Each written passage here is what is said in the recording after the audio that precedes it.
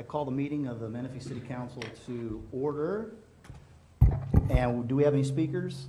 No? Then we are recessed into closed session. Good evening, ladies and gentlemen. We're reconvening from closed session. City Attorney, do we have any report out from closed session tonight? No, Mayor, there's no reportable action.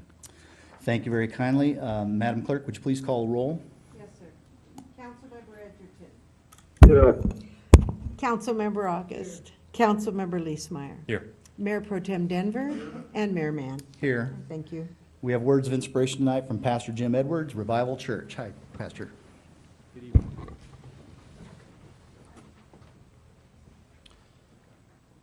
Father in heaven, we thank you for your grace, your mercies today. We thank you for your presence, Lord. We would ask you, Lord, tonight to grace us with the wisdom that only you can give. And we're certainly grateful for a community that we can have that's flourishing and growing and the blessing of that, Lord. But we know that with that there's many questions and tasks and responsibilities that we can try to do, but Lord, we would ask for your help. And so tonight, would you give wisdom to all the civil servants and those who are helping our community work together. And Lord, I pray we would consider each other in all that we do.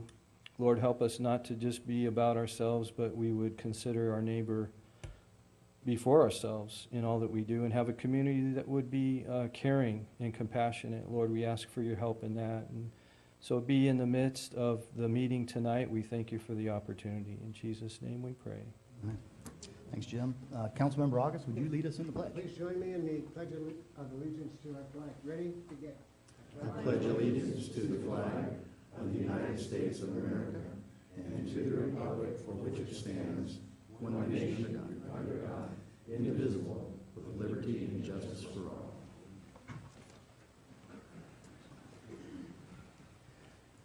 Thank you all.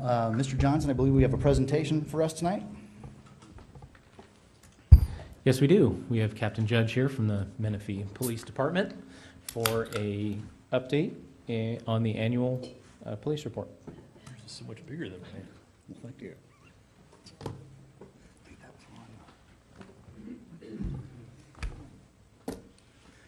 Good evening, Captain Judge. Good evening, Honorable Mayor, Mayor Pro Tem, council members, city staff, and of course, our community. I thank you for the opportunity to provide you with the City of Menifee annual report as it pertains to police services. I would first like to inform our community that in the 14-15 fiscal year, the City of Menifee has added 2 patrol officers and 1 motor officer to their fleet. And I'll detail it further throughout the report. Tonight, I'd like to briefly go over my station as a whole, the police contract as it deals with staffing, Part 1 crimes, I'm sure everybody is waiting for that one, and calls for service and response times, and we'll end with 14-15 challenges and opportunities. First, my station is actually charged with 3 contract cities: City of Menifee, City of Paris, City of Canyon Lake. We also have 11 surrounding communities. January 2014, we also annexed 50 square miles from the Hemet station, giving us Nuevo, Lakeview, Juniper Flats, the rest of Homeland, the rest of Winchester, and the rest of the state of California, basically. In short, we are responsible for 270 square miles and over 280,000 people to provide police services to them. The station holds 157 sworn employees, 32 classified, and I'm very proud to announce that we have over 200 volunteers that assist us with our daily, day-to-day duties. Also assigned to the Paris Station is forensics and the Southwest Corridor Task Force and the Gang Task Force. The police contract, in daily patrol hours, the City of Menifee has 120, which equates to 25 police officers. Please, that is not the only officers in the City of Menifee. That is specifically for patrol. And as we go through, you will see the many officers in the City of Menifee. You also have 2 community service officers. Should be noted that in fiscal 14-15, 2 officers were added to the patrol fleet, which raised it from 110 to 120 daily hours. Along with the contract comes support from investigators, sergeants, and our very own Lieutenant Charles Guillen, and classified personnel to assist with all the manpower and reports that go with it. Baseline services for the contract includes academy training, our helicopter, our K-9 program, Special Enforcement Bureau, which is SWAT, and also Hostage Negotiations Team, Special Investigations Bureau, which is hazardous device teams with it, bomb squad, the dive team, and forensics. The Paris station captain, they determined needed something else to do, so they tasked the Paris station commander with managing forensics for the entire county. And as such, that's why you have West End Forensics Building attached to the Paris station. Also, exposure to civil liability, distance through contract, indemnification. The county is self-insured, so any litigation from police services is accepted by the county of Riverside, not the city of Menifee. Those were all services that we provide in the county, and therefore we provide them to all contract cities. Additional contract services are Central Homicide Unit, our dispatch, of course, personnel, not only recruitment, hiring, and training, but also personal investigations as a whole. And also, as stated before, the Gang Task Force, Region 6, and Southwest Corridor Narcotics Task Force is housed at my station. Again, 1 motor was added to your fleet this year. In 2014, the Menifee Police Department secured a safety grant from the Office of Traffic Safety for $125,000. What this equated to was 5 driving under the influence checkpoints, 9 DUI saturation patrols, warrant sweeps, and 10 high-visibility traffic enforcement programs with 2 public forum presentations. In short, all this enforcement was paid through a grant. 0 monies came from the city of Menifee. Your team now is made up of 2 motor officers, 2 sworn officers, which we call AI cars, accident investigation cars, and 2 community service officers. If you see these individuals, it's too late. They've already seen you for at least 10 seconds, and whatever you were doing, they will let you know it.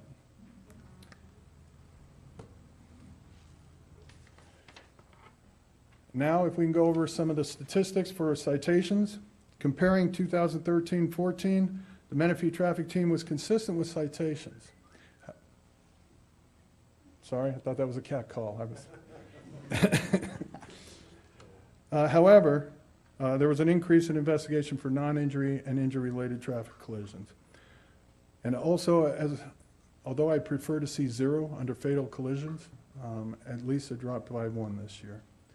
Also, 36 more driving under the influence arrests were made in 14 than in 13. A question that you will probably have on this slide, why did we write 36 less tickets if we added a motor in 2014?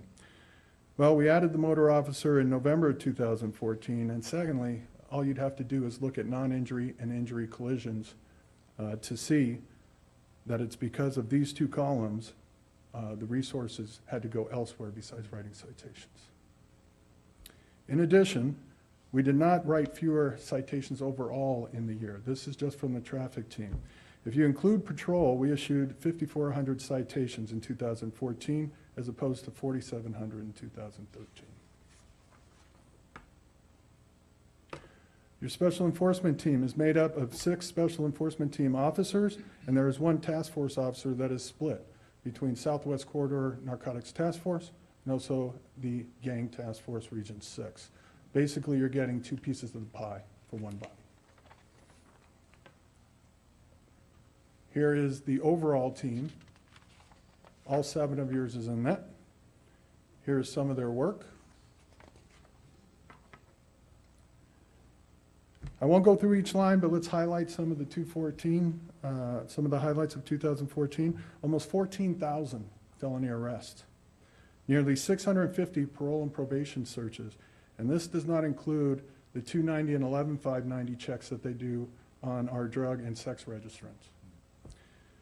As you can see, the drug of choice still remains the same even when I was back as a deputy: methamphetamine and marijuana. And they wrote more than 80 search warrants and served them, which include everything from drugs to murder.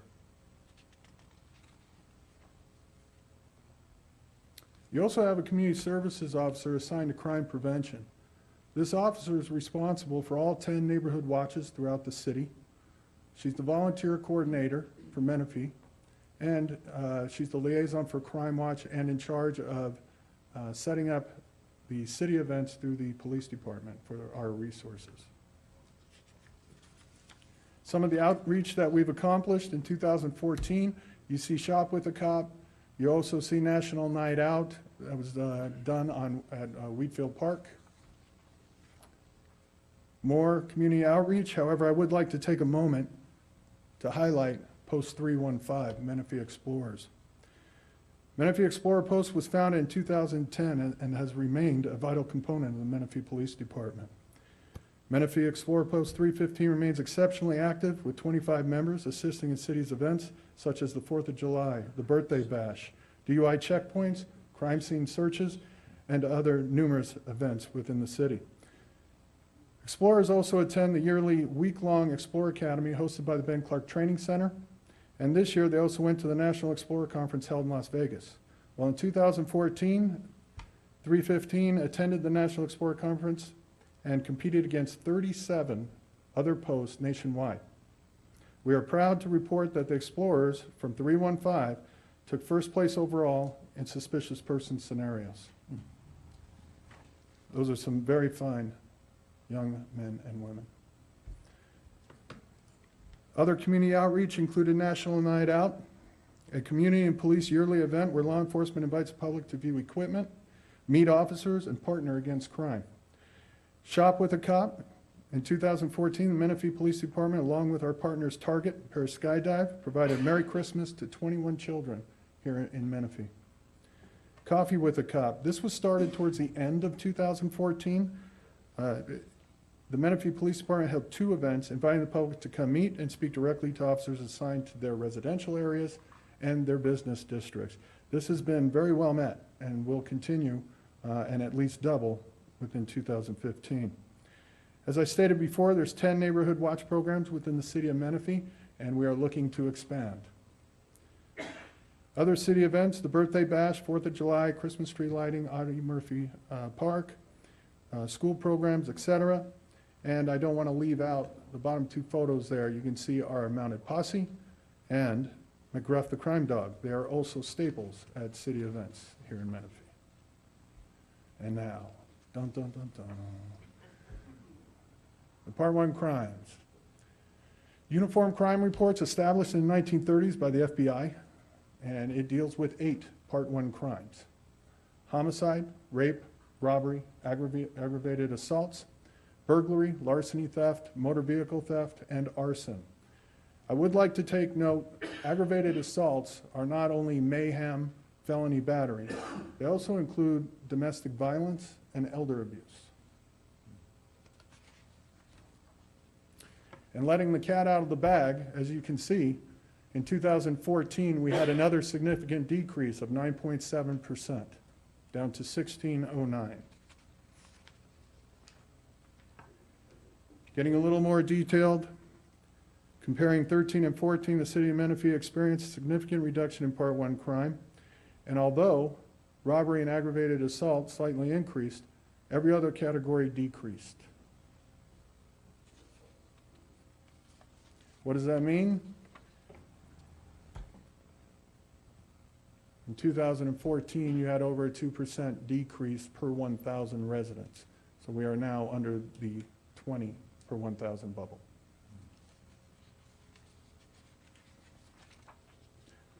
This is a little more specific and in-depth. Again, each category. Although areas serviced by the Riverside Sheriff's Department experienced 3.5 increase in violent crime, City of Menifee experienced an 8% in violent crimes.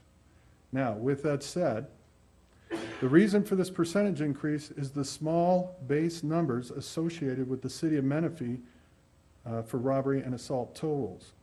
Robbery only increased by 10 for a full year, and with that, had a 48% increase. In short, there were only 8 more violent crimes in 2014, but you see an 8.1% increase. It's because of the low numbers that were initially there in 2013 to 14.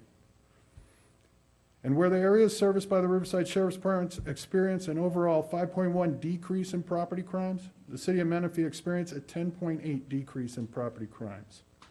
The areas serviced by Riverside Sheriff's Department experienced 4.5% decrease overall, whereas the city of Menifee experienced nearly a 10% decrease in overall crime.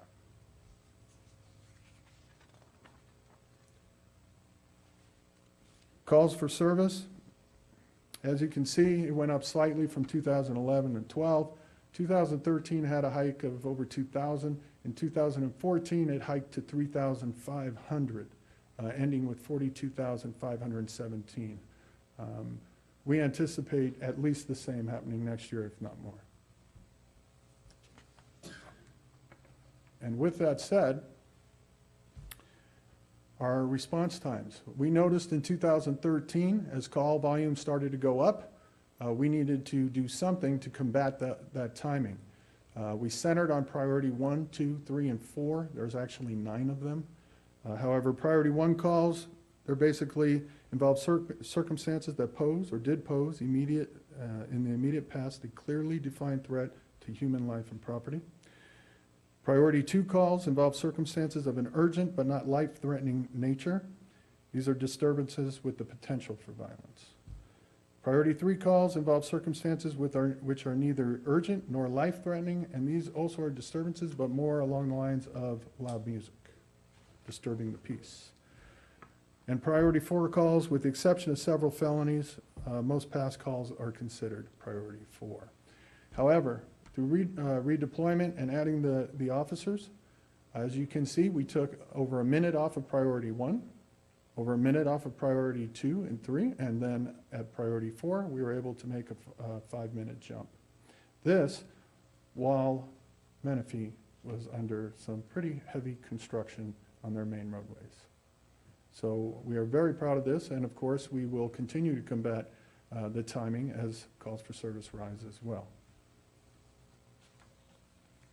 Again, overall, priority 1 came down 11%, 2 was 6%, and priority 3 and 4, 2.5, 7.5, respectfully. 14-15 challenges and opportunities. The first, AB 109, otherwise known as realignment, was implemented October 1st, 2011. Realignment altered the definition of a felony, transferred the housing of specified offenders from the state to the county, made changes to the supervision practices of probation and state parole, and created new classifications of inmates. While under realignment, nonviolent, non-serious, and non-high-risk sex offenders are sentenced to serve their custody time within county jails as opposed to state. Parole violators also serve any revocation sentences within the county jails. What does this equate to? Earlier release dates. The second issue, Proposition 47, passed in November 2014 and went immediately into effect. This lowered numerous felonies to include the theft of a firearm down to misdemeanors. It also raised the grand theft bar to $951. Basically, anything under $950 is a misdemeanor. So without a very detailed criminal history, these people are going to be given citations at the jail and released to appear in court later. These two together, although there's no direct link, which is proven, that it has anything to do with rising crime, I think anybody can make the jump that if somebody's getting out earlier and faster, they're back on the streets doing just exactly what they were doing before, since there is no rehab attached to either one of these two yet. We will continue to direct enforcement efforts through crime control model. The crime control model is gathering and deciphering data. We do it quite frequently, and we're able to identify quickly hotspots and patterns of crimes throughout the city of Menifee, and we can direct our resources to combat those hotspots and patterns. We will continue to focus on quality of life issues here in the city of Menifee. Of course, partnering with our community, Neighborhood Watch, utilize all available resources at my station, and most importantly, we will continue the partnership with our community, city departments, and other stakeholders. And with that, gentlemen, I conclude my report and available for questions. Wow, nice metrics. Congratulations to you and your entire team. Councilmember August. Couple of questions for you, Captain Judge, real quick. Registered sex offenders in Sun City, I know we have it. Probably if you compare it to other areas of the city, an inordinate number of them. Could you please tell the audience in the panel how often, I know you go out and check them, I think you do it monthly, but could you tell us an idea if we're getting more registered sex offenders in Sun City, and how often do you in fact check those? No, there is not a bus coming up to Sun City and a whole bunch getting off and living in Sun City. We have not an inordinate amount, especially for the size of the core area. Yes. It's no different, and it's certainly a lot better than other cities that surround us. We check them, I want to tell you daily, because we have one investigator that is assigned to do only that. Now, as far as going out and checking the residences, that is done at least every 2 months. 2 months. And I can tell you right now, the last check that we did a month ago, there were only 4 that were out of compliance, none of them in Sun City. Okay. I have 2 more real quick questions. Marijuana, methamphetamines, I see. Where are you collecting most or confiscating most of the material? In people's homes, on the street, in cars, or where? No, outdoor grows. Outdoor growth. Yes, sir. Okay. Traffic, that's my number 1 complaint from people. It's not the most serious complaint, but speeds and traffic violations Which through is the streets. music to my ears, sir. Yes, and I was just going to bring that up, that I said I think you get the majority of the calls from Sun City regarding traffic, and I want to know, and I know you hired a new motor, and I know you're doing a good job, and I saw what you did on Bradley the other day, and that was pretty impressive. So can you tell me what the outlook is for perhaps later into 2015 as far as traffic goes through the city? People ask me all the time, we got to slow. I don't know how to do it. And I saw a pretty effective means the other day when you had 5 patrol cars, 2 bikes out there on Bradley. It's probably worked for a week or maybe 2 weeks so people get the point across. But you coming up with any great strategies to slow the traffic down in the city? There are numerous traffic calming solutions. However, it's better suited to engineering. Okay. However, we do collaborate. I believe one of the residents wanted us to place a turnabout at that area, and that's obviously not feasible. I will tell you, this council is the one who gave the city of Menifee another motor officer, and he will make his presence known in 2015. But again, it is music to my ears to hear the community. Their number 1 complaint in the city of Menifee is traffic, because that tells me quality of life issues. That means something is being done right all the way from city government, all the way to the police services. So again, I'm very happy to hear it. I feel their pain. I have to drive it quite often, just like they do, and so do my units. But with growth, obviously, there has to be some construction. And we will continue to enforce the vehicle code. But for right now, again, myself and Jonathan often get together for specific locations and complaints, and we'll try to come to a resolution for traffic calming. Thank you, Cap. That's all I have. Councilmember Leesmeyer. I'm sure you know just as well as anybody else in the room that that Newport Road around Audie Murphy Ranch has basically become like the Autobahn. Myself yesterday, I was passed on the right by a vehicle doing no less than 80 miles an hour. And it's a regular occurrence. I'm just curious what you have on your radar as far as starting to attack some of the crazy speeding that's going on up and down Newport Road. Well, Again, if you know they're doing 80, that probably means you are, so we need to talk later. I'm just kidding. I'm just kidding. I probably was, I'm because just quite kidding. frankly, I was gonna go vigilante on it. Don't do that, please, don't do that. No, we do have a rotation. Obviously, schools are a priority. Sure. So during certain points of time during the day, we will be at schools on a rotation. We also do the same for roadways. There's two issues with Newport. Just the overall traffic volume and speed, and then once in a while, we will have racers on Newport because of the length and the width of the roadway. And that doesn't mean they're coming from the city of Menifee. Sure. Quite frankly, I think we're getting a lot more from our neighbors than we do have here, but it's still something that we need to combat. And we do that the old-fashioned way with staff. Do you anticipate, I guess a request of mine would be, do you anticipate a time where you will ever have officers staged on Newport Road with radar? The survey's completed for the 3-lane? I know it was done originally, but. Okay. When that is done, we can do the radar, and believe me, the two motors would love nothing more than to sit there for a while. And they'll get that done. But again, working in partnership, we come up with the priorities, and as they're fulfilled, we work together to get the job done. It's a heavy concern of mine, and just recently I had a discussion with Rob, and there was recently an accident right in front of the skate park. Yes. Looked like a vehicle just forgot to turn one day, and they ended up rear-ending a car probably at 70 or 80 miles an hour right in front of the skate park. Yes. So it's a heavy concern of mine, so thank you. Any other questions?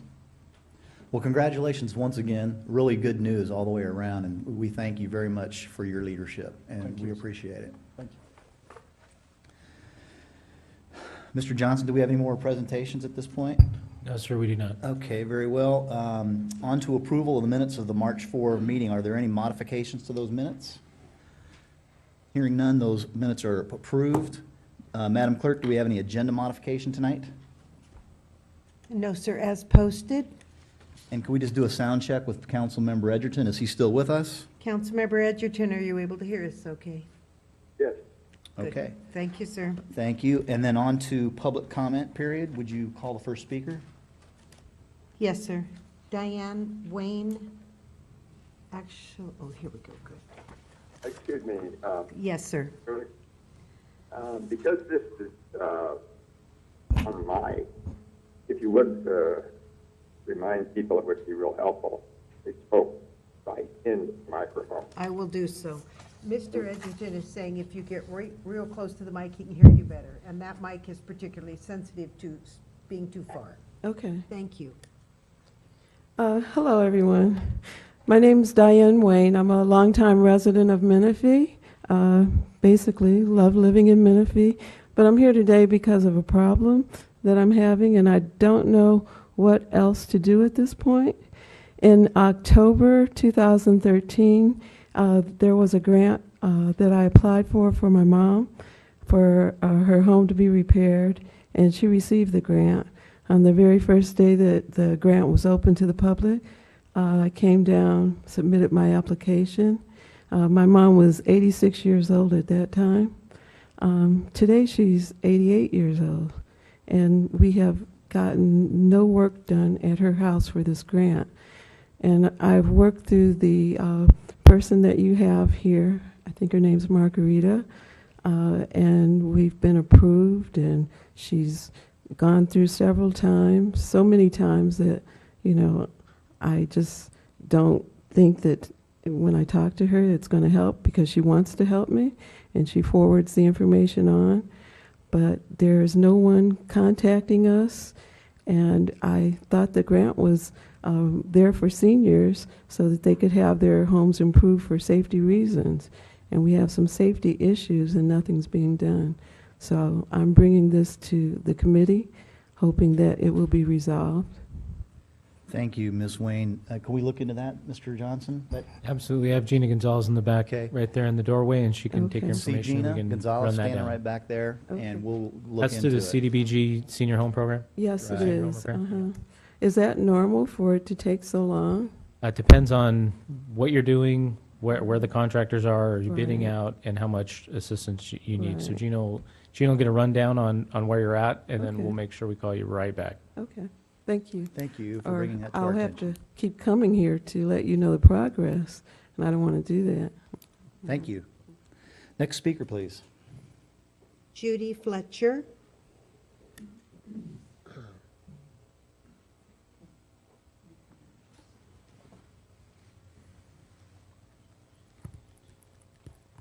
Good evening, Council. My name is Judy Fletcher, and this is Sarah Case, and we're co-hosts of a tournament being held here in Sun City on Saturday, April 18th, supporting the Susan G. Komen Breast Cancer Foundation. They're having their 20th year of having Rally for the Cures, and we're happy to say it's going to be at the North Course. It's now having their 40th anniversary.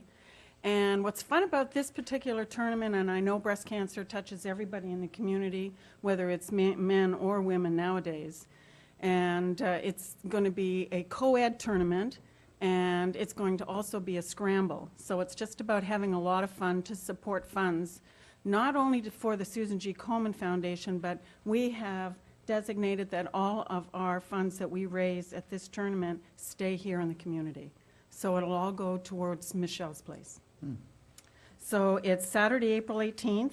Registration will begin at 8 o'clock, and the shotgun will start at 9. The cost is only $55 for non-members, and that includes your lunch, your carts, and your donation to the Susan G. Komen Foundation.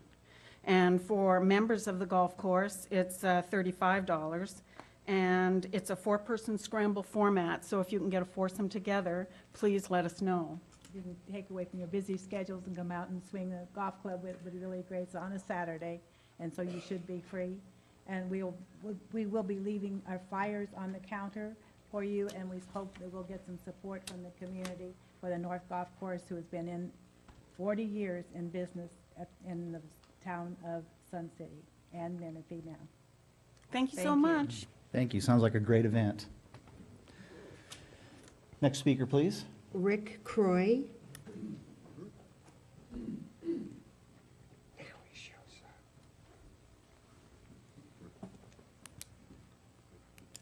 Good evening, Council. I'd like to just congratulate you all on the workshop on Monday. I thought that that was a great thing. A lot of great ideas were put forth. I know I came late, I apologize. The idea of a 40-plus acre park is something that should be prioritized very soon, and I know all it takes is money. But in going out with several friends this weekend, they all have young children, and they all are on Menifee teams that practice in other cities. That's really tough to hear, because with those practices going away, so do their restaurant dollars, et cetera, et cetera. We need to make that happen. Also, one of the other ideas that I heard is a great idea was making sure that we keep track of what's going on east of us. I know that there's a lot of growth that's going to be happening out there, and that in order to help us plan to mitigate impacts to our CIP program, we really need to pay attention to that. I don't need to tell you that the county's general plan update is coming, and what they have on their books for impacts is not pretty. They're looking at level F service levels at just about every major intersection. That's their words, not mine, unfortunately. And they are actually in the process of recirculating their EIR now, with comments being accepted through April. I know I plan a letter and saying, please help us with that, because that's going to really affect us. Anyway, thank you very much. That was a good thing on Monday. Appreciate it. Thank you, Commissioner Croy. Since you're on the commission, we expect you to help us with that 40-acre park. All right. Next speaker, please. Katie Manier.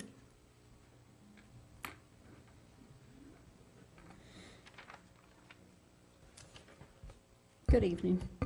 Tonight I'm going to address 3 T's. Taxes.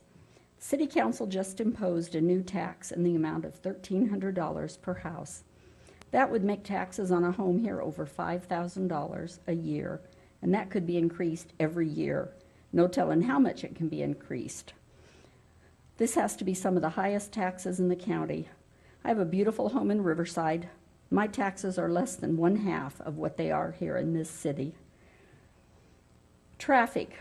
Because of the traffic jams at several locations in this city, we have people doing all sorts of illegal moves just to alleviate the wait to cross the freeway at many various times a day. I've had to wait at Newport and Antelope Road, sometimes for up to 10 signal lights because you can't get through. People are backed up in the intersection, going straight through on Newport. You can't turn. People are turning from the 3rd lane over, which Mr. Smith and I have talked about.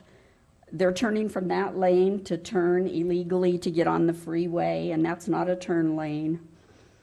I want to know if you know what that does to the air quality with so many cars sitting and idling for such long periods of time.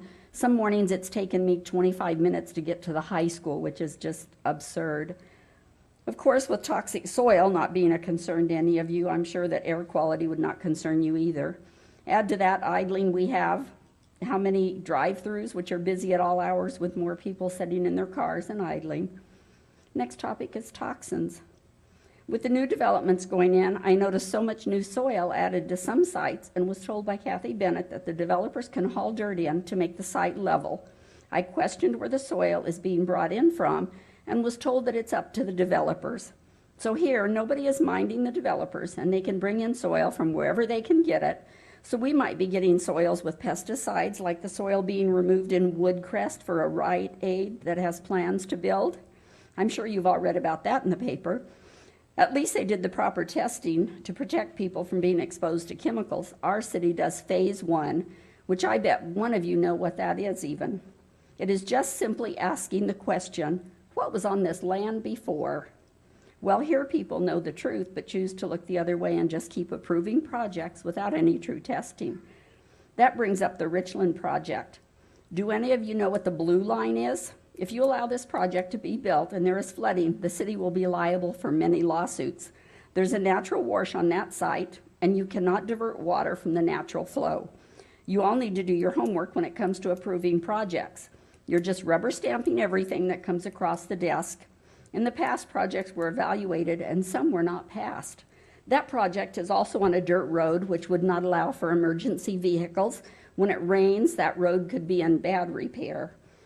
The Richland project is also one that Chris Thomas should recuse himself from voting on because it's on his street. And at first he was against it, now he's in favor of it.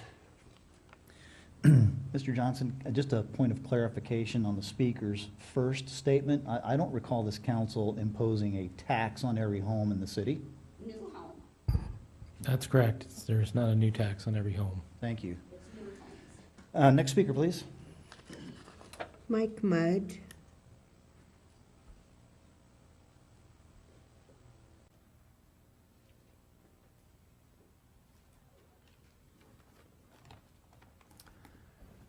Mayor, council members, staff, thank you for hearing me. First off, I'd like to say, Wally, we miss you here and we'd like you to get back here as soon as possible. At the February 4th council meeting, Vivian Marino lambasted our mayor, calling him a bully. Why? The mayor was not bullying her or anyone else for that matter. The mayor is known as the presiding officer when council is in session. Scott Mann was just doing his duty to keep order by asking the officer to remove Vivian Marino. To all those who got up and defended Vivian on the following council meeting on February the 18th, I would like to say never once was Vivian's First Amendment rights ignored or denied. At this podium, in this hall, there are rules. If you do not know the rules, maybe you should read them. If you wish to ignore the rules, we're asking you as the public to not speak. I strongly recommend that the council consider enforcing the Decorum Penalty Code Section 403, which carries a misdemeanor charge for those that would threaten council or staff and disrupt our public proceedings. I've been to a lot of different cities' council meetings, and they are very stringent. Many do not allow clapping. This body does. Many do not let public comments go over 30 minutes. This council does. This podium should be used in a constructive way to help our representatives do their work. If you have an issue of real discord, or you think that our elected officials are doing something illegal, then by all means contact the new district attorney and take it up with them. Otherwise, be respectful in your discourse. And by doing so, you might even help your case. Thank you. Thank you, Mr. Mudd. Next speaker, please. Bill Wright. Thank you for allowing me to speak this evening, council members. Sir, if you could speak closer Yes. so that Mr. Edgerton can Okay. hear. Thank you for letting me speak tonight. I come as a concerned homeowner and citizen of Menifee about the methods of tree trimming and landscaping in the city on public and private property. I come from a homeowner association where our landscape contractor is butchering and murdering our trees. He tops them off, and if you do any study on the internet of authoritative sources on arboriculture and caring of trees, the U.S. Arbor Association, the International Arbor Association have protocols on the best management practices for trimming trees. Topping, it's called, where you reduce the height by a third or a half by just cutting off limbs and making them look ugly. It also affects the health of the trees, which can lead to disease and damage and failure of the trees. And I'm asking the council to consider writing protocols for tree trimming in the city and putting some enforcement behind them. I've done a lot of research lately on it, although I have a general knowledge of tree biology and proper pruning of trees. But I have some handouts here I've made for each of the council members that I'd like you to look at. In particular, it features the protocols by the pruning guidelines by the city of Bellevue, Washington. Bellevue, beautiful view. I'd like Menifee to be a city of beautiful views. And to help us achieve that, I'd recommend that the council consider getting this city elected and qualified as a tree city by the U.S. Tree City USA Association, part of the Arbor Day Foundation. And I'm going to pass these handouts to you. There's also a lot of economics involved, and the U.S. Forest Service has a program, computer-based program, where you can determine the economic value of your trees in various ways. And I would urge the city, at least for their own trees, to do that evaluation, but also to encourage other homeowner associations and individual homeowners to do the same. So I thank you very much. If I can pass on these handouts for you, I'd appreciate it. When you're done, hand those to the city clerk, but I believe Councilmember Leesmeyer has a question for you. Okay. Mr. Wright, Yes, sir. where exactly do you live? I live in Casa Marietta Estates up in the north end of town. And we just had a terrible butchering of trees. And we were to have a meeting that morning at 10 o'clock. Our landscape board member and told our landscaper to go ahead and do it. And he did it, and I heard this around 9 o'clock. I went out and witnessed and photographed the tree suicide or tree murder that they were carrying out. I'm calling it that because in this handout I have one-page picture from the Missouri Botanical Society gardens talking about tree topping. It's the worst thing you can do. Yeah, we'll take a look at your packet. And Mr. Johnson, you have a comment? Yes, just so I understand, this is an HOA where you had contracted Yeah, tree yes, cutting, yes. so it wasn't And the city that performed the work? No, and Thank you. And we we may have a breakthrough in our homeowner association elected officials telling our landscape contractor to follow these approved, accepted, and biologically based methods of proof treating. We'll see if he will have the sense to read the information, ask questions. I've offered to make myself available to explain the biology about this. I am a biologist. I've worked in landscaping, and I get the feeling they don't understand the physiology and structure of trees. Thank you. Thank you, Mr. Wright. Thank you. If you would give that packet to the Yes. city clerk, Yes, please. I will. Thank you very much. Next speaker, please. Those are your speakers for public comment. Your next speakers will be on the consent agenda. Okay, very good. We are on to council member reports on committee activities. Mr. Leesmeyer. Sorry. I do not have any committee activities to report, but I do wish to report that I went to the Student of the Month this last month, and that was a pretty good experience. I had called Councilman Denver on the way up there, and he said, "Oh, you're going to love it. You're going to cry." And I thought, "Oh, geez, what a, whatever." You did, didn't you? I got a little tear in my eye. So It's amazing, there's amazing kids. there's some pretty exactly. There are some pretty amazing kids out there, and some pretty great stories. So it was a great honor to be there. So. Excellent. It's my goal to keep us rotating through that so that not one of us is always attending. Yep. You can always call on me if you can't go. Any other reports? I've got some, if there are no others. I need to report out on the last Riverside County Transportation Commission. At the March 11 meeting last week, the commission reauthorized an agreement with Caltrans for the operation of the Riverside County Freeway Service Patrol. Those are the vehicles that go around on our highways and, help change tires and arrange tows and take care of some other things. And that was, those are your Measure A gas tax dollars at work, and that is a $1.6 million annual contract. On March 7th, I had the honor and privilege of kicking off the 25th season of the Menifee Valley Little League.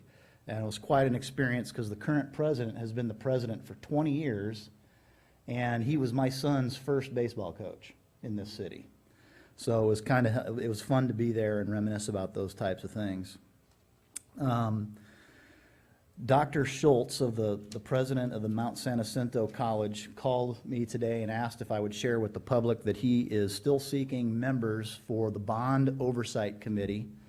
They need 9 people, and perhaps Menifee 24/7 could put a note in their online newspaper about the need. They're looking for 9 people, and the applications close on Friday at noon, and you can get the application right on the college's website. And your requirement to attend the meetings is it's a quarterly meeting, and your mission would be to oversee the bond dollars and making sure that it gets spent on the facilities that they told the taxpayers that it would fund. And in my final comment, I just want to thank all of those of you who wished my wife well for her surgery. I really appreciate my colleagues and the staff for sending you flowers, and I appreciate the kind words and the card from Councilmember August and Kay. I thank you very, very much, and Deborah thanks all of you as well. We really appreciate that. Mr. August. You're more than welcome, Mr. Mayor. We're glad that everything's going well at home. I did forget one item real quickly, and I see Mr. Sullivan from Eastern Municipal Water District in the back. I did attend a Metropolitan Water District seminar on Friday. I have a report on it, but I'm not going to do it. We're going to get some more restrictions and things like that. They're going to be working on some things up in Sacramento with the Delta. But I don't want to take the time to do too much today. Everybody watches the news, and you can see that, according to some people, the water situation is not getting any better. But I'll take from Metropolitan Water District, we're going to have a meeting with Eastern Municipal Water District in August, a workshop with them, and I'll take the information from Metropolitan and bring it down. We have a discussion then, Mr. Sullivan. So that's all I have, sir. Thanks, Mr. August. Okay, we're on to the consent calendar. Now, we have speakers on consent. Yes, Your Honor, and they're both on a particular item, if you want me to call them ahead of consent, or if there's other direction. Well, I'd ask if there's any change, if there's any council, Mr. Leesmeyer? Yeah, I would just ask that we pull 10.8 for discussion. 10.8 has been pulled from consent for separate consideration. And that is the item that those speakers wish to speak on, so how All about right. we call them at that time? Okay, very good. And so if we could proceed with a motion on the balance of the consent calendar? So moved. Second. Motion and second, roll call vote, please. On the balance of the consent calendar minus item 10.8, Mr. Edgerton? Aye. Mr. August? Aye. Councilmember Leesmeyer? Aye.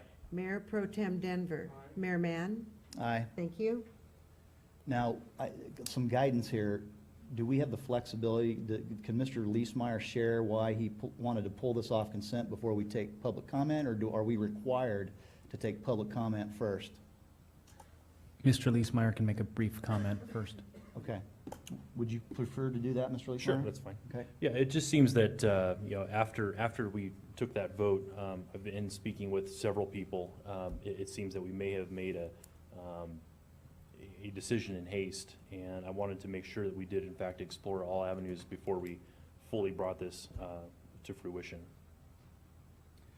Okay. Are you suggesting that we not act on it tonight, or roll it over, or? I am suggesting that we do roll it over. Okay. With that said, let's go ahead and take the speakers in order. Yes, sir. Your first speaker is Ron Sullivan.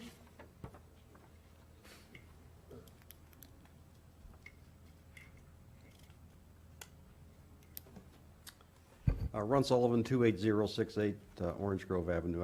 If you're going to roll it over, I don't necessarily want to speak. The only thing I was going to say is it'd be nice just to have a little transparency when some of these things come up, because this, in all respect, looked like a citywide CFD, and I just would suggest that we have a little transparency. All right. Thank you, Mr. Sullivan. Next speaker. Adrian Peters.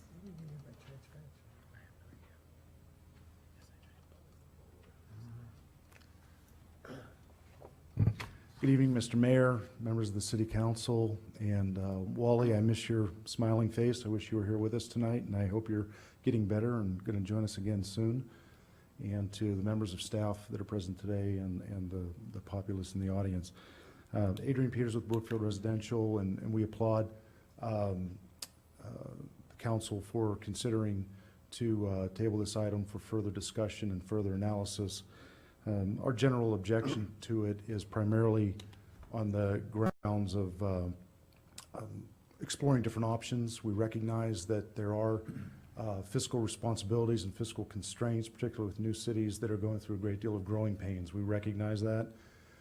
We are team players, we are landowners, we are longtime stakeholders in this town, and we plan to be for the next 20 or 30 years, if that's possible. So we look forward to working with staff on ways to help with maintenance and service obligations. We think there's some different ideas, some perhaps fairer ideas, perhaps some ideas that could potentially generate additional forms of income to help supplement this. And I concur with Ron Sullivan's comment about transparency.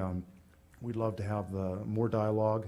The council members that I have spoken to individually have lended me their ears and have heard some of our thoughts on it, and we welcome the opportunity to work with you guys on this further. So we ask for, if you don't mind, an affirmative vote this evening to either rescind or take action to reconsider, if not rescind, the actions that were taken on March 4th relative to CFD 2015-1, specifically Resolution 15-426, and if in that case, otherwise table this for future discussion at a subsequent City Council meeting to be determined. So thank you very much.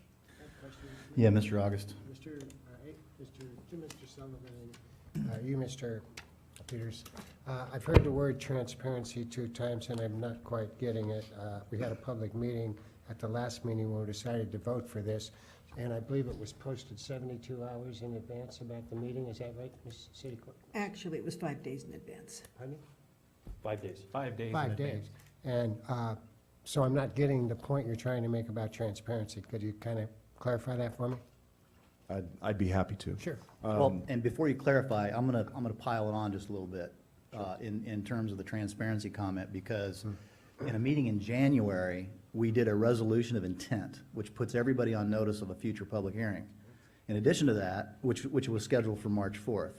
And in addition to that, we notified everybody that was supposed to have been notified per their request in the past when significant issues such as this could potentially impact the industry. So I'm taking a little bit of exception to both of your gentlemen's comments about lack of transparency on this issue as well.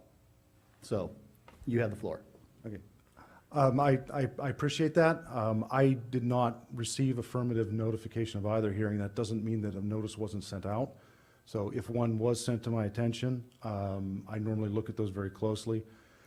Your own district engineer, in his office, he had senior staff members that were unaware of what was happening, including senior staff members who were engineers on our project who did not know this was coming down the pipe. So we want to make sure that discussions on these topics which impact the development community, the landowner community, the home buying community are thoroughly vetted, because police and public service in particular, landscape and park maintenance as well, are extremely important to everybody.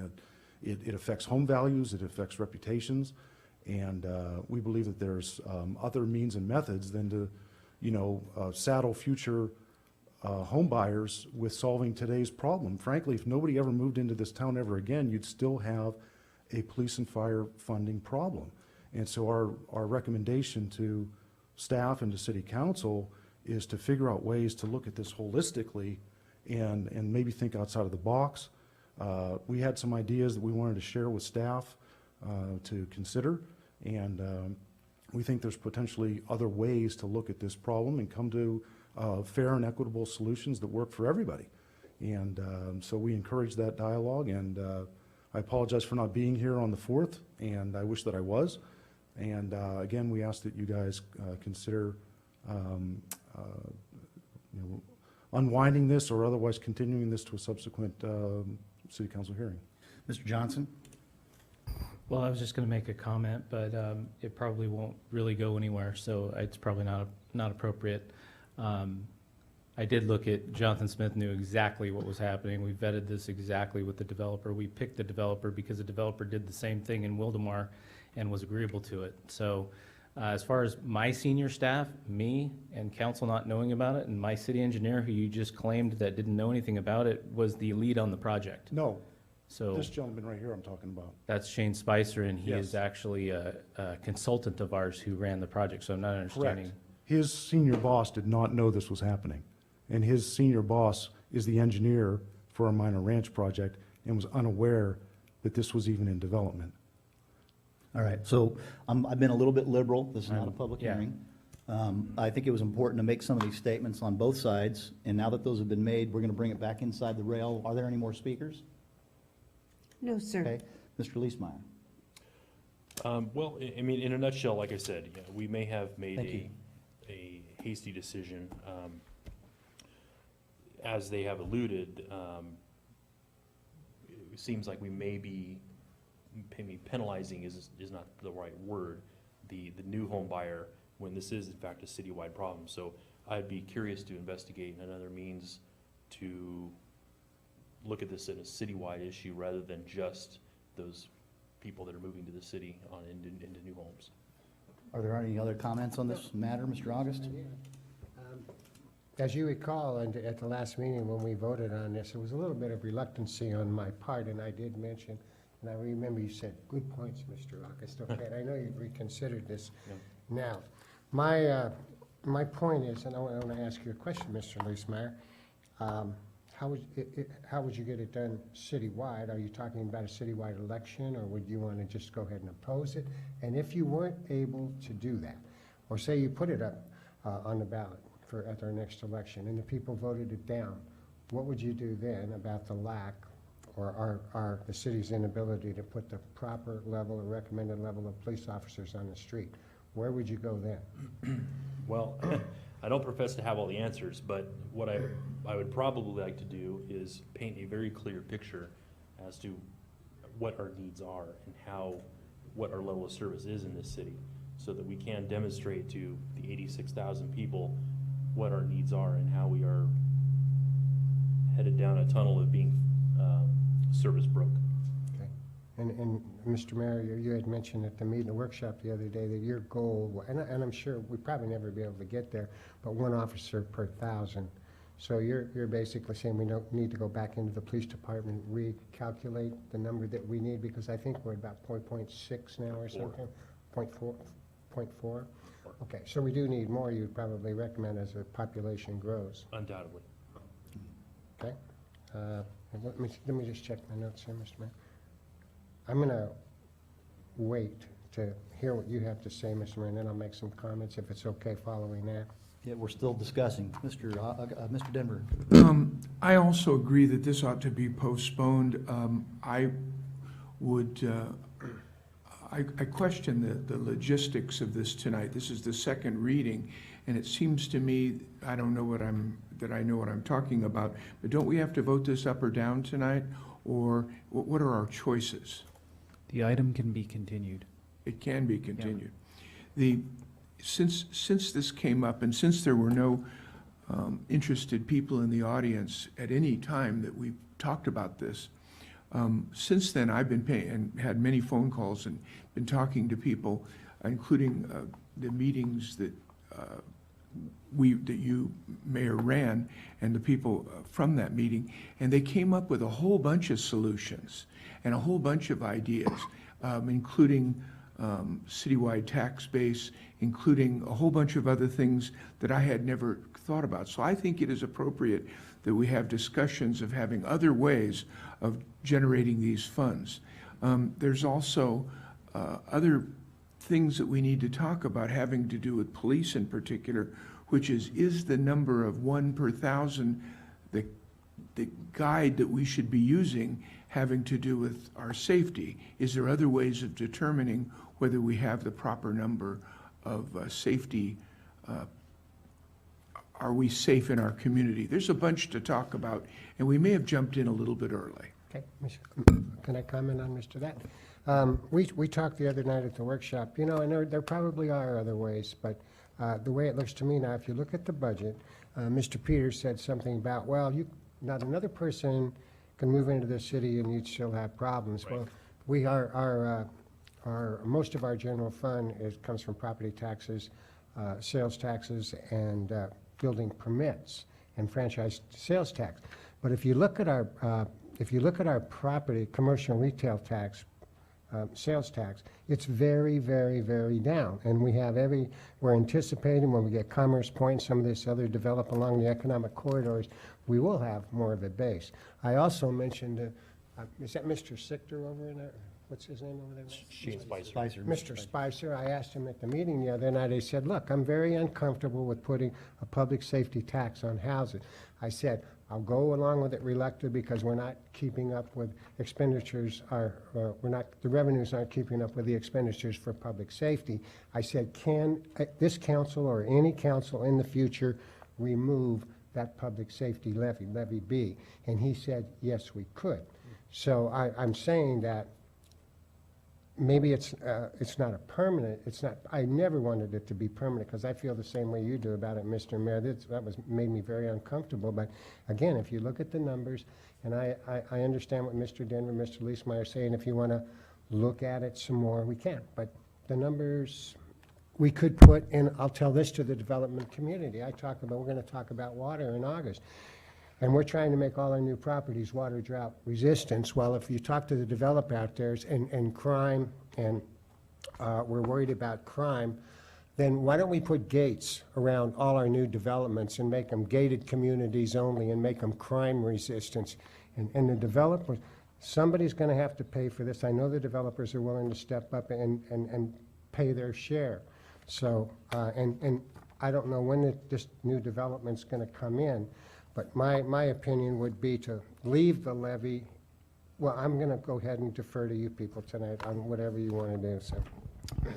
In a few comments that I have, just from tonight's presentation from Chief Judge, I mean, we have the ratio that we have now, 0.4 to 1,000, and we've had 2 years of declining crime. And so if that is truly the case, and we're coming out of a recession, I mean, we all 5 of us are concerned with public safety, both from law, fire, and code enforcement. And the staff report from March 4th, the numbers are what they are. There is a $1.49 million encroachment of public safety costs on our general fund. That's the delta. I'm not so sure that a public safety tax in the form of a CFD on new homes going forward gets us there either. I guess what I would support more time to study this issue. I recognize the need, and I want to compliment staff and you specifically, Mr. Johnson, for thinking of ways and creative ways to lessen that burden on our general fund. I mean, that's what we want, that's what we expect you to do. And I think this is just a policy decision that we have to get our hands around and maybe take it a little bit slower and ask some more questions. And when you think about it as well, SB 25.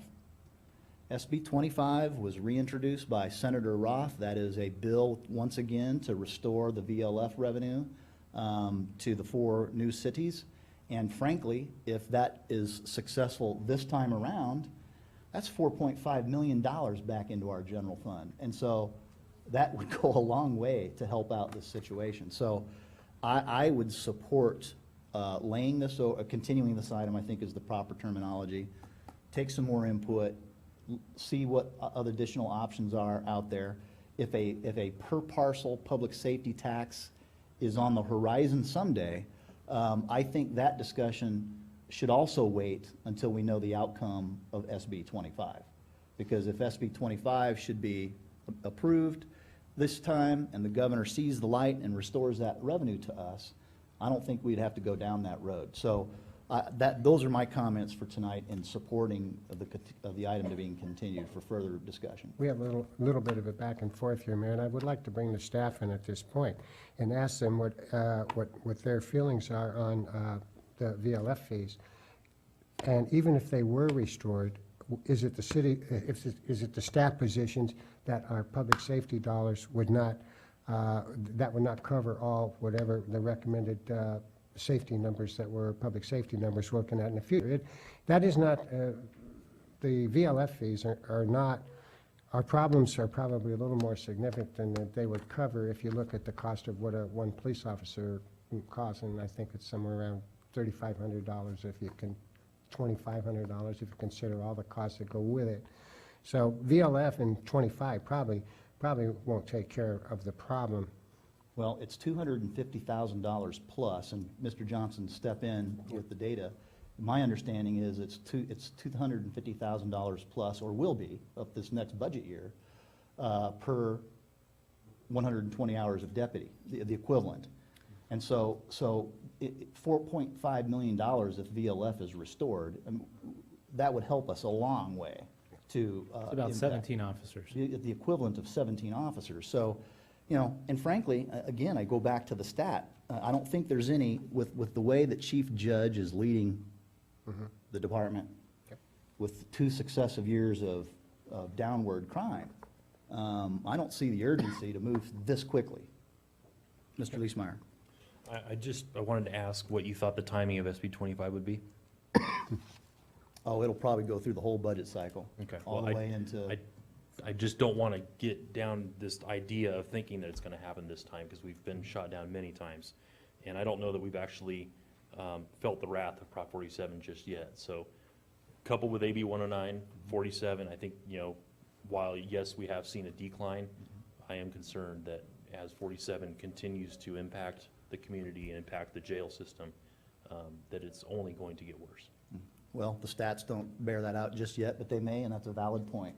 But I'm going to remain cautiously optimistic about SB 25, and because that bill is already working its way through, I just say that gives us a little bit more time to discuss this. Mr. Denver. My concern is that in the same way that the VLF fees may not handle the whole problem, I think this what we've proposed here, this tax on new homes, wouldn't handle the problem either. The number of new homes that would be built fast enough, quick enough to be able to do anything for our police department, and you take the percentage of, as people increases, that's how the houses, you know, they're one-on-one. The problem is very slowly solved with the new houses. Although no one's ever given me any statistics on it, I would guess it's 10, 15 years before you made a serious, 10 years, before you made a serious dent in the whole problem, because the population moves up as the tax moves up, plus we have a long ways to go with the existing lease. What we have to do is either find a way of having a citywide tax or some other way of taking monies that are presently being collected and prioritizing them, or evaluate the amount of increased taxes and our activities with commerce point kind of things and commercial kind of issues, and collecting money that way, or all the above. And the other thing is that we keep going back to the 1 to 1,000. I don't know that, I think we ought to talk a little bit more about that. I'm not sure that just the number of police is the issue. Yeah, is the issue having to do with safety. We need our safety, we need our people to be safe. There might be other ways of doing it that are not directly numbers of cops. I would like to give Mr. Edgerton a chance to weigh in here, call upon him if he has any comment. Councilmember Edgerton, did you have any comments on this item? Well, it's, I think the mayor made some excellent points. I am curious from the city attorney if you're onto it at the reading, would clearly point out a number of beneficiaries. And we don't handle this properly. Are we setting ourselves up for some legal problem down the line? Is there somebody in the room that can translate How for him? about, well, yeah, we're going to have to do that. Mr. Edgerton? Yes. We're having enough phone troubles that much of what you said was not as clear as it could be. I'm going to pick up the line, ask you to repeat it to me on the handheld so that I can speak it for you. Is that okay? Sure. Okay. Now, if you'll give me your question for Mr. Melching, I'm going to give it to him. All right?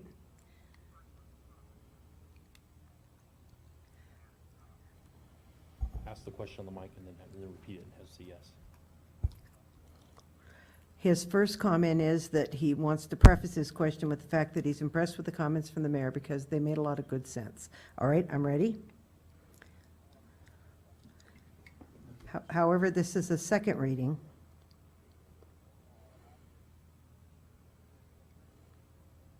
And there are obvious potential beneficiaries.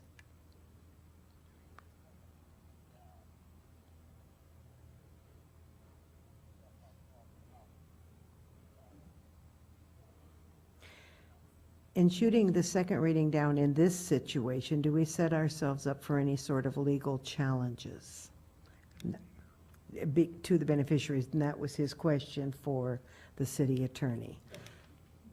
Because of where we are, I'm going to put you. Before we get to that, ask him if he's got any additional comment before we answer that. Okay, and then any additional comments, and then we'll come back to that and put you back on speaker. Any additional thing you want to ask or comment on before we get that answered?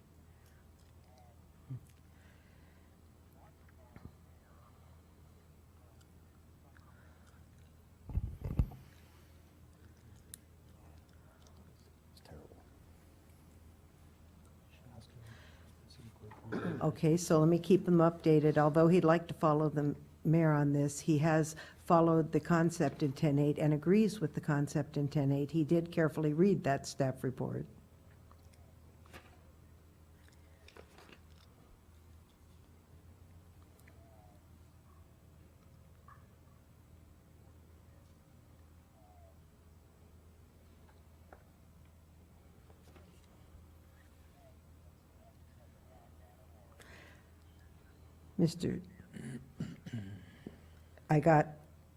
All righty, I'm going to put you on, back on speaker, and Mr. Manager, the last question is to you. He wonders where you are on this, as, in other words, can you see another solution, or is this up and down vote going to be vital, in your opinion, to where we need to head with this? Now, I'm going to put you back on speaker. Hold on. And then before we have All the right, two you're back on answers, speaker. if you could please just confirm with Mr. Edgerton that how you related is actually his intent. Mr. Edgerton, now that we're back on speaker, could you confirm that what I stated to council was in fact your intended statements? With what, I'm sorry? With the way I related it to council, was that your actual intended statement? The way I spoke it to council? Close enough. It was close enough, okay. So whoever wants to go first on the questions. Thank you, Mr. Mayor.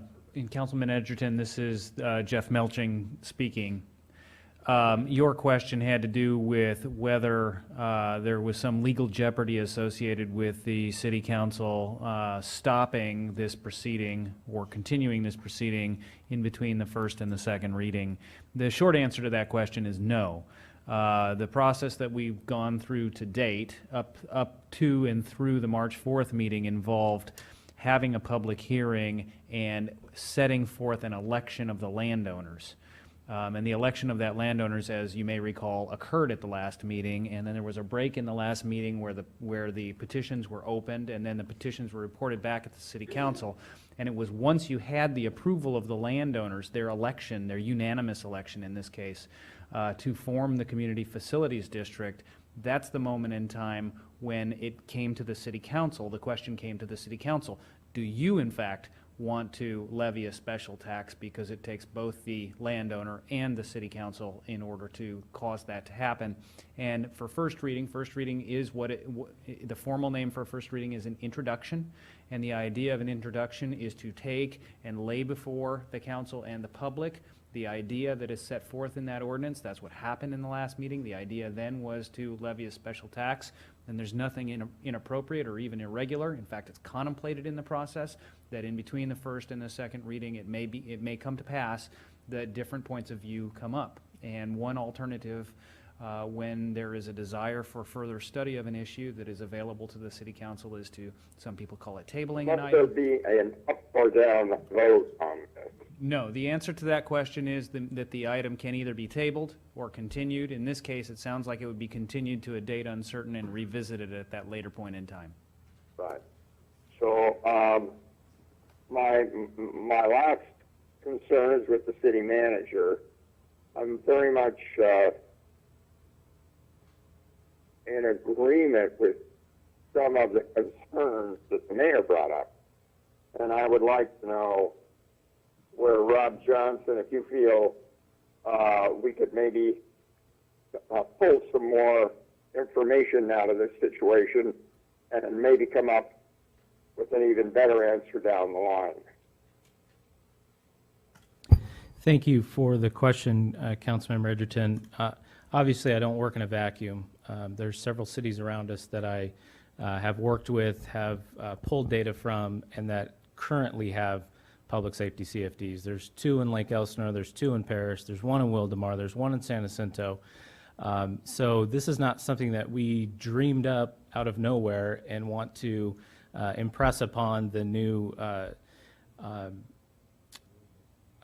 homes that are being built. Unfortunately for us, for the city of Menifee, we have really good public safety numbers. That was very evident tonight.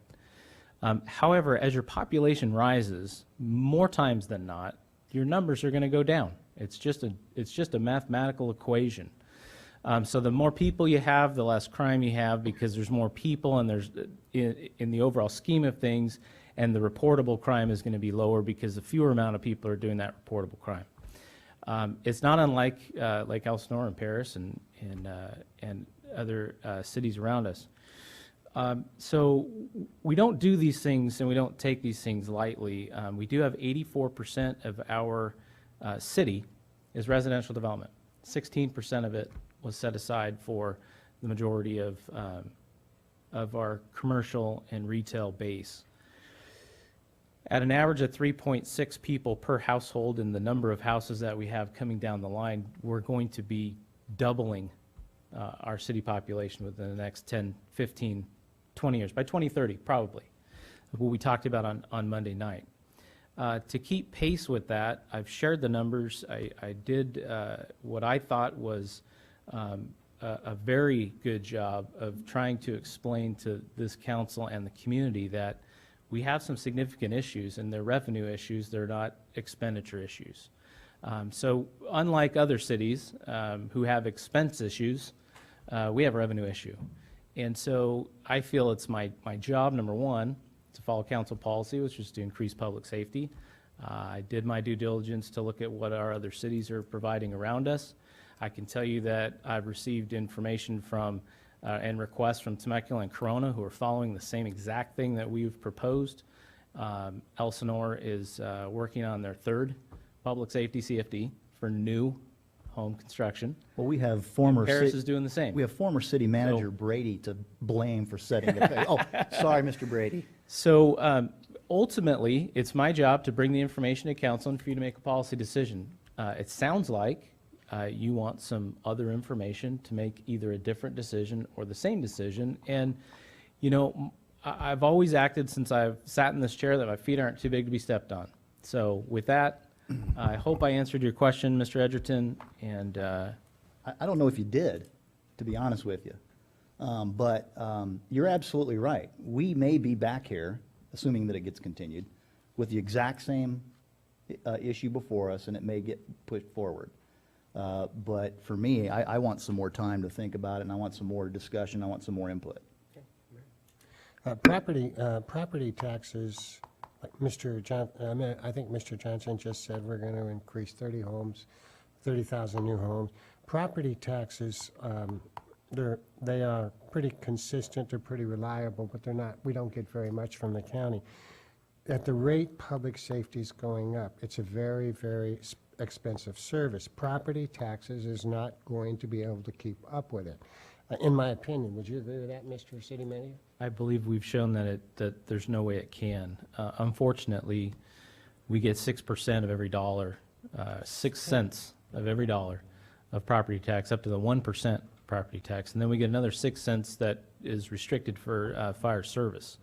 So when people believe that their property tax is a large generator for the city, it is on an aggregate level, because if you have 30,000 households, you know, just do the math. And that increases our total budget number for the general fund.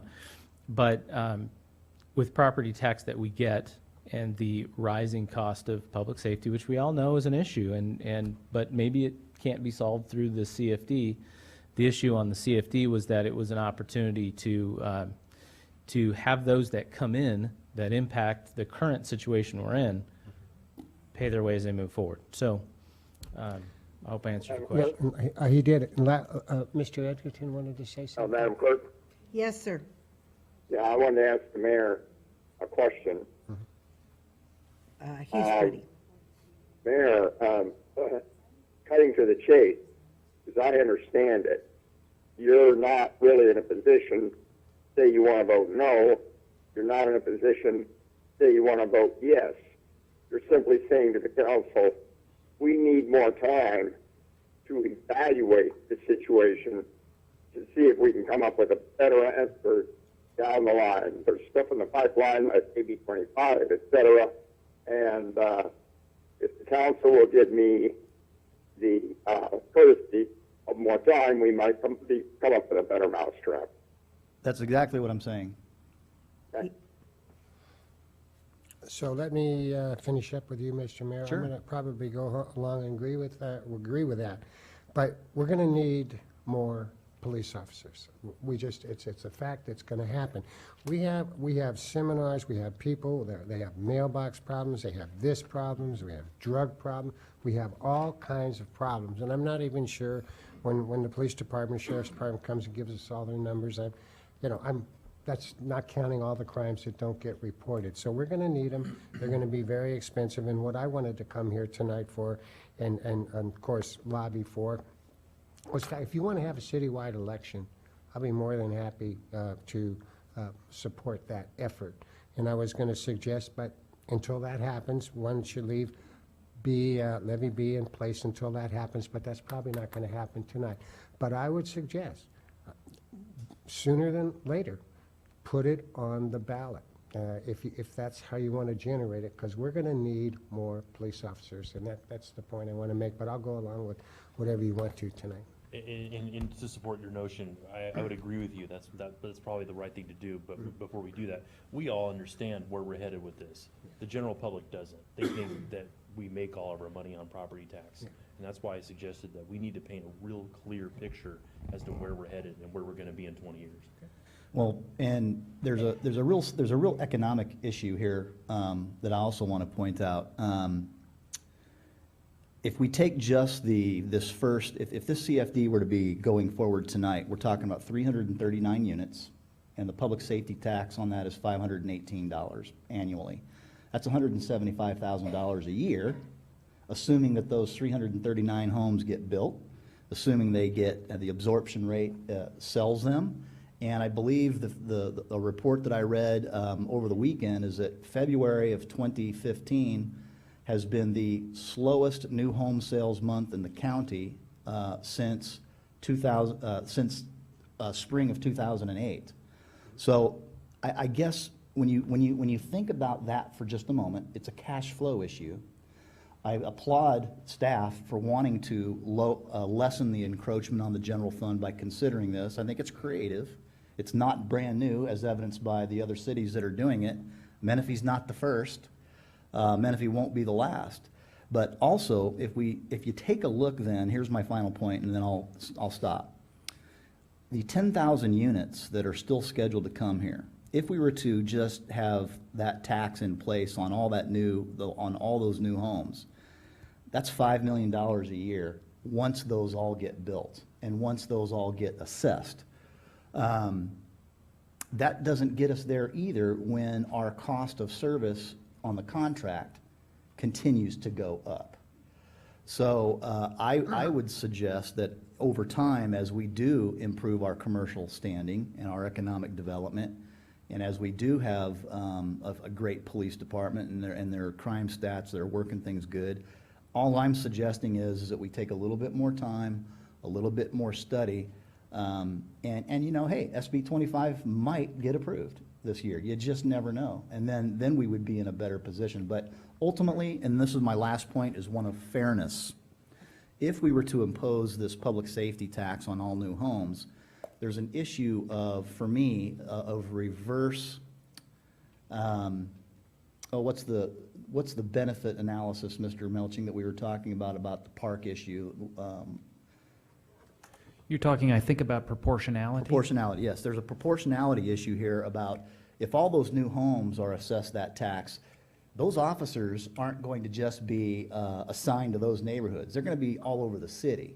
And so there's a proportionality. I don't think it's fair necessarily from a philosophical standpoint that all the new homes have to support that. And I would agree with you, gentlemen, that the right way to do it would be to spread the pain to everybody, but we don't know what that is either. And I'm not ready to go there until I know the outcome of SB 25. So when you talk about, you already know my views on CFDs in general. When you impose a CFD that comes with a monthly tax burden for a homeowner that's paying into escrow, and sometimes that added cost lessens their purchasing power by their monthly affordability. And so what happens if you got a marketplace that can't afford the monthly payment, what has to happen? The price of the home has to go down. That impacts the ability for the residential home builder to make money. That also impacts on the amount of property tax that we bring in, and it's a cycle that impacts everything. So for all of those reasons, I would ask that if someone's going to make a motion to continue, for all the reasons that we've discussed tonight, I think it would be a wise decision to just take a little bit more input. And at the end of the day, a couple months from now, we might be back in the same spot. No, the only thing I'm not comfortable with, Mr. Mayor, is the fact that you want to wait for SB 25. I think we've been waiting something like 5 years for Madam that. Clerk? Sir. I don't want to wait for SB 20. I know you're making this quasi-joke. I know Hang the on, governor Mr. has not helped us out on this at all. But while we're staffing this out, we just need to be mindful that that bill is working its way through. It is March. The decision will, it's in this legislative cycle. It was introduced in December, so it got the jump on everybody else. We might know by May. Can we set a time, do you think, when we want to bring this back? Mr. Yeah. Madam Clerk? Yes, sir. Yeah, with Mayor's permission, I would like to ask Councilman Leesmeyer a quick question. Certainly. He's ready. I don't get the full opportunity for interchange here, and I'm trying to get it to understand the council. Are you inclined to be comfortable with laying it over, or is your inclination to go ahead and support the second reading? Yeah, no, I would like to hold it over and continue the item. He'd like to hold it over and continue the item. Okay, that helps me. Thank you, Matt. Is that your motion, Mr. Leesmeyer? Yes, sir. Is there a second on that motion? Second. We have a motion and a second. I think on this, I would like to have a roll call vote, please. It's an ordinance, number one. And it's actually, yes. May I clarify, the motion is to continue the item, but no date certain. Is that correct? That is correct. Continue the item, no date certain. And the second, I'm sorry, please, was? Mr. Denver. Was Councilmember, or Mayor Pro Tem Denver. Thank you. A roll call vote on that is to continue to not a date certain, and that would be Councilmember August. I would love to have a date certain on this issue, but we're not going to get it tonight, so I will go ahead and vote for it and just hope that this thing doesn't take forever to come back to the council. Councilmember Leesmeyer. Yes, aye. Councilmember Edgerton. Aye. Mayor Pro Tem Denver. Aye. Mayor Mann. Aye. Thank you. Thank you all, everybody, for such a healthy debate, and I really appreciate all the comments, and it was really good. On to our discussion items. Some good news. Mr. Johnson, we have agenda item 12.1, discussion of the approval of cooperative agreement with Riverside County Fire Department for the construction of a new replacement Sun City Fire Station. Yes, sir. Mr. Mayor, members of council, the item before you is to approve a cooperative agreement with Riverside County Fire Department for the construction of the replacement Sun City Fire Station. This cooperative agreement was approved by the Board of Supervisors on March 10th, 2015, clearing the way for us to get moving on the purchase of the property and the construction of new fire station number 7. Within the cooperative agreement, the city is responsible for allocating the $800,000 in fire facilities DIF that council approved last year for the purchase of the property acquisition, and the city would then construct the fire station utilizing the county fire DIF, of which the county agreed to transfer $3.112655 million in county DIF funds to the city as approved by the Board of Supervisors back in 2007, actually, so they had to reconstitute that. So the total available funds for the property acquisition and construction costs would be $3.8 million, and we're asking approval of the cooperative agreement tonight. Are there any questions? Did we have any speakers on this item? No, sir. Is there any discussion of the council? Motion approved. Motion by Councilmember August. Is there a second? Second. Seconded by Mayor Pro Tem. Roll call vote, please. Thank you. Councilmember Edgerton. Aye. Councilmember August. Aye. Councilmember Leesmeyer. Aye. Mayor Pro Tem Denver. Mayor Mann. Aye. Thank you. And just a compliment to the staff and Mr. Johnson and the team of negotiators who made this happen. Well done. Congratulations. Great job. Thank you. On to city attorney reports. I have nothing this evening, Mayor. Thank you, Mr. Melching. Mr. Johnson. Thank you, Mr. Mayor, members of council. Just a couple of items. One, I wanted to share with the public, April 8th will be the groundbreaking ceremony for the fully funded, fully approved, bid awarded Newport I-215 interchange project. It's April 8th at 3 o'clock at the Newport Road and Antelope Road. You can find a flyer on our website. Kind of looks like that. We're pretty excited. That's a $48 million interchange, of which $31 million is set aside for construction. And as soon as we can get this thing ribbon cutted, it's going to be interesting 18 to 22 months of construction. I did want to pass it off to your Community Services Director, Robert Lennox. He has a couple of dates for you on some pretty cool events that we have coming up as well. Thank you, City Manager. Actually, 3 dates. The first one is most immediately this Saturday, the 21st, starting at 8 a.m. at both Lyle Marsh and E.L. Peterson Park. Staff will be partnering with community on tree planting, compliments of a grant from CAL FIRE, and this is to plant about 128 trees in planters in both parks. And to the comment that was made earlier by a member of the public, this is actually part of a tree preservation effort, and you will see at a future meeting very soon, in addition to park and landscape standards, also tree preservation ordinance coming before the council. So these are all part of an effort to become a Tree City USA. Then the second event is on the 28th, which is the following Saturday, and that's our annual Spring Fest event. And that will be held at La Ladera Park starting at 10 a.m. And that's a great opportunity to celebrate the spring season, games, jumpers, vendors, activities for all ages, and there's a flyer.